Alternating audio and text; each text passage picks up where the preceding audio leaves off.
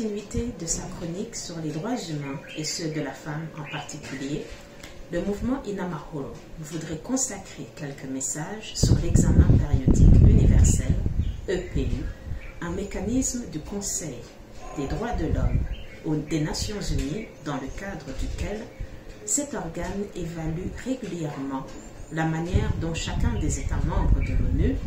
s'acquitte de ses obligations et ses engagements en matière de droits humains. Dans son objectif de mobiliser l'implication des femmes et des filles, notamment par l'information et la formation, le mouvement Inamahoro se propose d'attirer l'attention sur ce mécanisme qui demeure quelque peu méconnu du grand public et particulièrement des organisations de défense des droits humains et autres parties prenantes, alors qu'ils pourraient jouer un rôle déterminant dans l'évaluation de leurs pays respectifs s'ils en connaissaient le cadre institutionnel et normatif, les objectifs poursuivis, la procédure et s'ils réalisaient le poids de leur propre contribution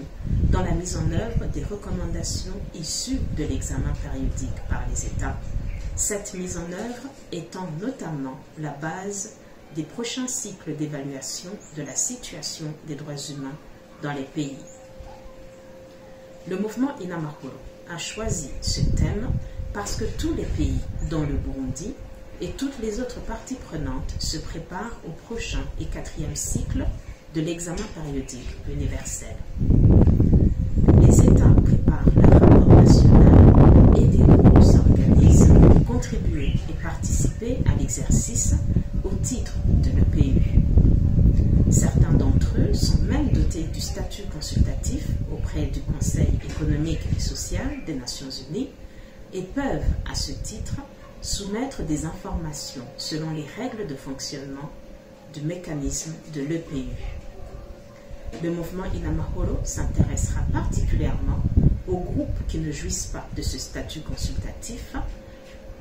et qui ne peuvent s'organiser qu'en marge de la procédure officielle,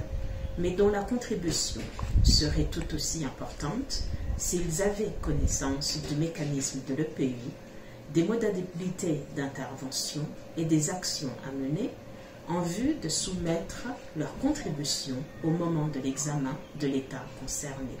Le mouvement Inamahoro s'intéressera particulièrement aux groupes qui ne jouissent pas de ce statut consultatif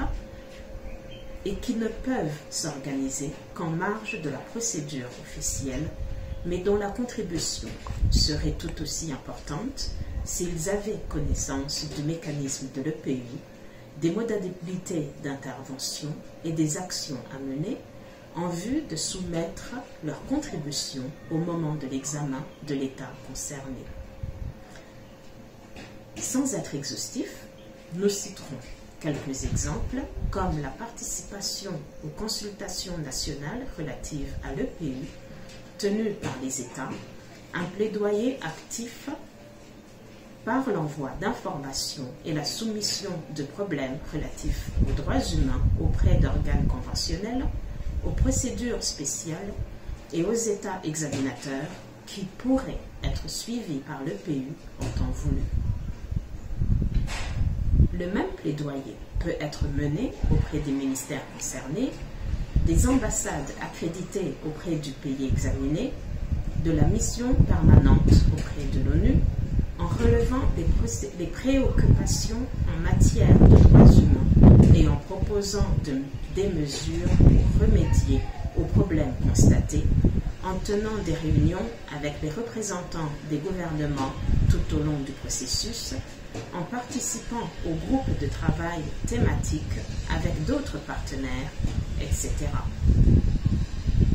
Le mouvement Inamahoro voudrait donc encourager toutes les parties prenantes, et notamment les organisations de défense des droits humains, et particulièrement les organisations féminines, partout où elles se trouvent, à s'engager par tous les moyens et sans délai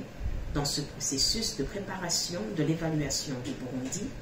en s'inspirant des nombreuses recommandations lui faites et acceptées sans réserve, et en s'organisant individuellement ou collectivement pour rassembler et acheminer des faits et renseignements crédibles et fiables vers les différents organes en charge de cet examen périodique.